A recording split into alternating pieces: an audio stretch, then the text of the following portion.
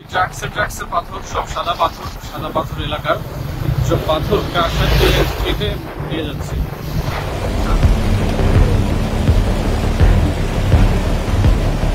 সিলেটের কোম্পানীগঞ্জ উপজেলার ভোলাগঞ্জের বিখ্যাত সাদা পাথর একসময় ছিল চোখ জোড়ানো পর্যটন কেন্দ্র, কিন্তু গত বছরের ৫ আগস্টের পর থেকে সেখানে নেমেছে ধ্বংসযজ্ঞ।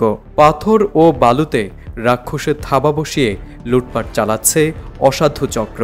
মাত্র কয়েক মাস আগেও যেখানে গেলে মন ভরে যেত, এখন সেখানে কেবল খোঁড়াখুড়ি আর পাথর উত্তোলনের হিড়িক। আমরা যেরকম এই শুনেছি, আপনার যেখানে যে প্রাকৃতিক যে পাথরগুলো ছিল বা যে একটা প্রাকৃতিক যে মনোরম পরিবেশটা এখন আসলে অনেকটা বিলুপ্ত হয়ে গেছে, যে পাথর অনেক কমে গেছে। আর আমরা যে দূর থেকে আসছি বা যারা আসছে ওদের আসলে আনন্দ এটা অনেক কমে গেছে আগে থেকে। হ্যাঁ, পাথর অনেক কম। আসলে গত কিছুদিন আগে আমরা শুনছি, আমরা তো সিলেটে বাইরে সারা বাংলাদেশ থেকে পর্যটক আসে, আমাদের ভালো লাগে। আর এই মুহূর্তে গত কদিন আগে যে পাথর তোলা বিষয় নিয়ে আমরাও একটা বিপর্যস্ত ছিলাম, যে আমরা একটা পর্যটন কেন্দ্র, বিশেষ করে সিলেটের একটা ঐতিহ্য, ওই জায়গায় যদি একটা আঘাত করে যে পাথর তুলা নিয়ে, আসলে দুঃখজনক।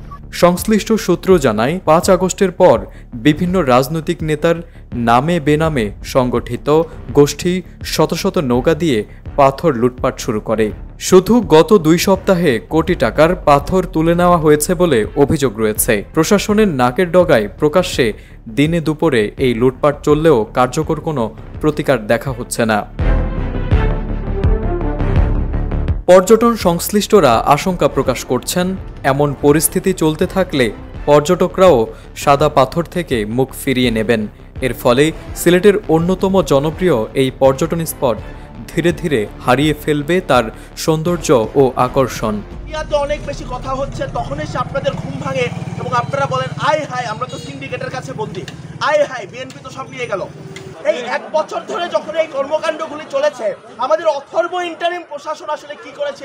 উপজেলা প্রশাসন দাবি করছে, পাথর লুট বন্ধে তারা নিয়মিত অভিযান চালাচ্ছে এবং অপরাধীদের আইনের আওতায় আনা হচ্ছে।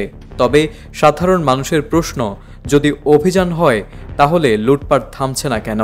এই প্রশ্ন ঘুরপাক খাচ্ছে স্থানীয়দের মনে। তবে স্থানীয় পুলিশ জানিয়েছে, সাদা পাথর লুটপাটে তাদের কেউ জড়িত থাকার প্রমাণ পাওয়া গেলে বিভাগীয় ব্যবস্থা নেওয়া হবে।